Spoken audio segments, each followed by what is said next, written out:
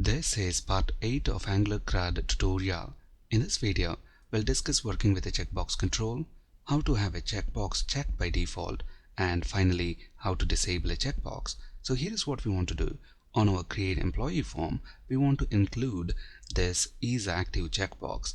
So if an employee is an active employee, meaning he is not terminated, then we want this is active checkbox to be checked. On the other hand, if an employee is terminated, then we don't want this checkbox to be checked. So let's flip over to Visual Studio Code and then take a look at the HTML required for this. Here is our create employee component, and this HTML right here gives us these two radio buttons, male and female. Now, working with a checkbox control is very similar to working with a radio button control. So I'm going to make a copy of this HTML and then we'll change the bits that are required. So we don't need this label right here. Inside a form group, we are going to have a form control and we want a checkbox. So I'm going to change this class to checkbox inline instead of radio inline. And then we want a checkbox. So again, I'm going to set the type to checkbox. We don't need the value attribute. So I'm going to get rid of that. And let's set the name to is active, and let's also set ng model to is active, and we want the text to be is active. Let's make this I uppercase, and we don't need another checkbox, we just need one checkbox.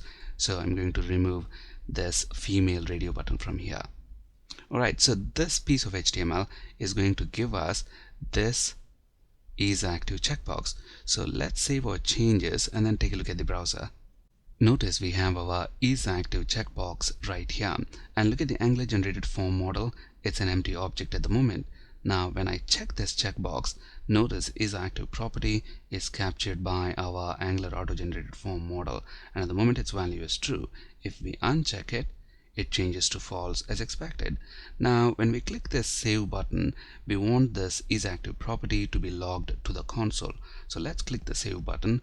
We are logging the entire ng form. So let's expand this and then scroll down, and if we take a look at the value property, it's an object, and if we expand that object, we should see is active property. So as we scroll down, notice is active is set to false as expected. Now if we include checked attribute on this checkbox, we expect this checkbox to be checked by default when the form initially loads, but notice it's not checked as expected. Now if we remove this ng model directive, then it works as expected. So let's remove it, save our changes, and then take a look at the browser.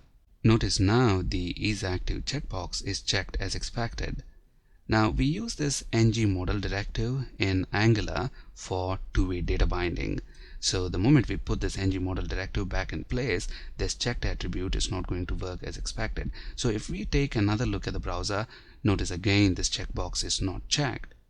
So to make it work, include this is active property within the component class. So let's go to create employee component TypeScript file, and then within the component class, I'm going to include this property is active, and at the moment I have set its value to true because we want the checkbox to be checked by default.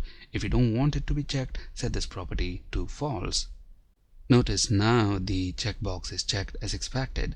So with this is active property in place, even if we remove this checked attribute from the HTML, it is still going to work exactly the same way as before. So let's save our changes and then take another look at the browser. Notice now we still have our checkbox checked. For our form, we don't want the checkbox to be checked by default, so I'm going to remove this is active property from the component class. Now let's discuss how to disable a checkbox. Disabling a checkbox is very similar to disabling a radio button. All we have to do is include the disabled attribute on the checkbox that you want to disable. So let's save our changes, and if we take a look at the checkbox, notice it is disabled. When I hover the mouse over it, we get a different style indicating that the checkbox is disabled. Another very important point to keep in mind is that disabled form controls are not included in the Angular auto-generated form model by default. So when I click this save button, we are logging the ng form to the console. So if we expand that and scroll all the way down and then take a look at the value property, it is an object, and if we expand that, we see all the properties like contact preference, email, full name, gender, phone number, but we don't see this is active property because this form control is disabled. Now we don't want our is active form control to be disabled, so I'm going to remove the disabled attribute.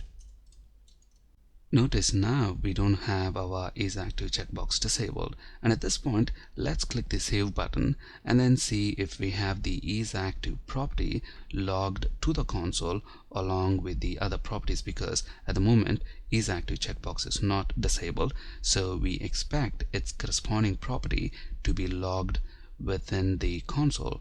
Notice we have the is active property along with the other properties like full name, gender, etc.